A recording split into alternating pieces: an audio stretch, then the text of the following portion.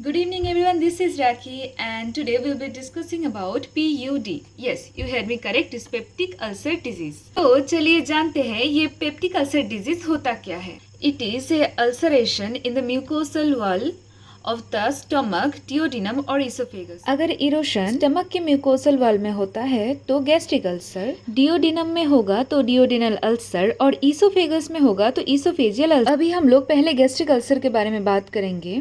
तो इसमें प्रीडिस्पोजिंग फैक्टर्स क्या हो सकते हैं? Stress, smoking, use of corticosteroids, NSAIDs, alcohol, history of gastritis और एच पाइलोरी इन्फेक्शन भी हो सकता है. कॉम्प्लिकेशंस में हेमरेज, परफोरेशन और पाइलोरिक ऑब्स्ट्रक्शन देखने को मिलेगा. So now let's talk about pathophysiology of peptic ulcer. Aetiological factors जैसे कि smoking, alcoholism, NSAIDs, aspirin and anticoagulants, then improper food habits, intake of excess gastric stimulants, family history and H. pylori infections.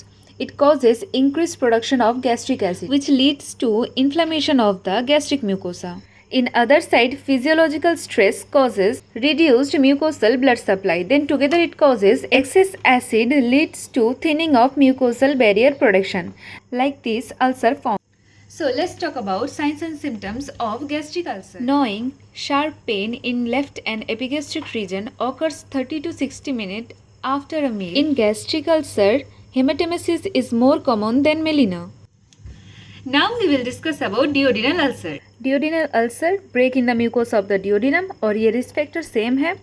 Assessment में हमको क्या देखने को मिलता है?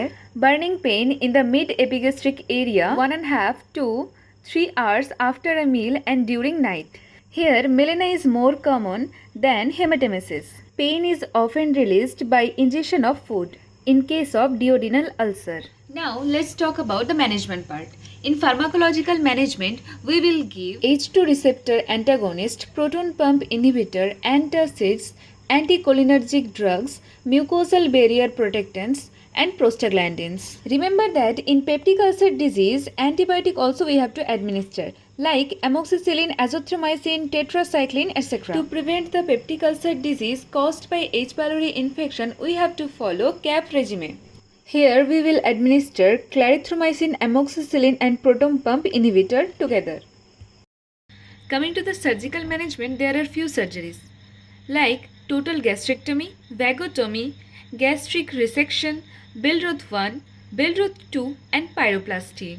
One by one we will discuss. Total gastrectomy, removal of the entire stomach and some portion of the esophagus attached to it and anastomosis of esophagus to jejunum or duodenum. So it is also called as esophagojejunostomy or esophagoduodenostomy. Next is vagotomy, removal of the vagus nerve supply to stomach and thereby decrease the stimuli for gastric acid secretion. Next one is gastric resection, removal of the lower portion of the stomach usually along with vagotomy. It is also known as antrectomy. Then come to Billroth 1, partial gastrectomy and anastomosis of remaining stomach to duodenum. It is also called as gastroduodenostomy.